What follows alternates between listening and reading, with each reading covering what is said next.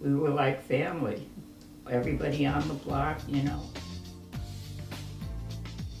Children, I had children, there were children my kids' ages, and they all went to the same school. The first thing that comes to mind when I think about growing up in the 1950s and the various ethnicities is the movie from the 1950s called Marty with Ernest Borgnine. Marty played a butcher of Italian descent, and he also, as is depicted in the very first scene, is a very, very proud man. He's proud of his job and proud of what he does.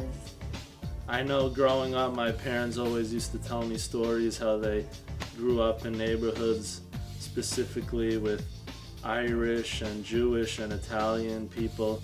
Like in the 60s and 70s especially, it was a simpler time.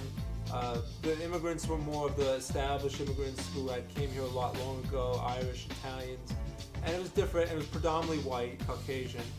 As the years went on and I became a married woman, I moved in the 1980s to the Sheepshead Bay area of Brooklyn, which also had predominantly Italian, Jewish, and Irish people. I've lived here for 18 years now, and we live right near Brighton Beach, so that's like mini Russia for them. When you go in there, there's not like one English-speaking soul. Again, like with back in middle school and stuff. After school, we'd go to Prospect Park and Park Slope and get a game, pick up football, and I didn't speak a word of English, and I met this girl, Valerie. She was she still is African American, and even though I didn't speak any English, she still like sat with me in gym class. She still tried to communicate with me whichever way she could, even though I didn't speak English and she didn't speak Russian clearly, but she made an effort to be my friend.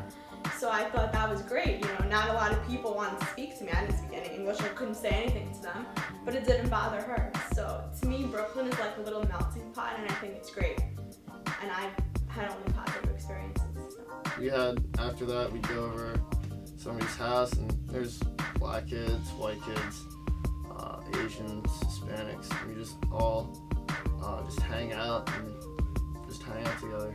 And now today, as I grew up in Brooklyn, even just on my block there were Pakistanis and Russians and Asians and African Americans, and you could really see how the neighborhoods changed over time and brought in more people from more different countries. In Brooklyn, especially Sheepshead Bay, everybody sticks with everybody. Like, when people I chill with are Arab, Italian, Irish, so it's like you have a mix, so you're good, you're chilling.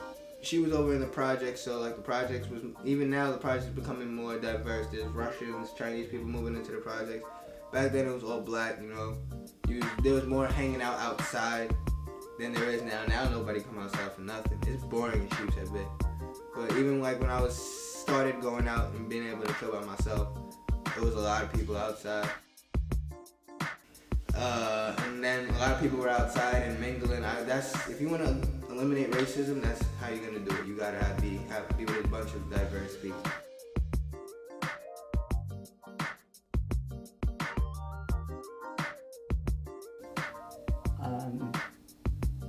And yet we were like family. We were like family. Everybody on the block, Children, I had children, there were children my kids' ages, and they all went to the same school.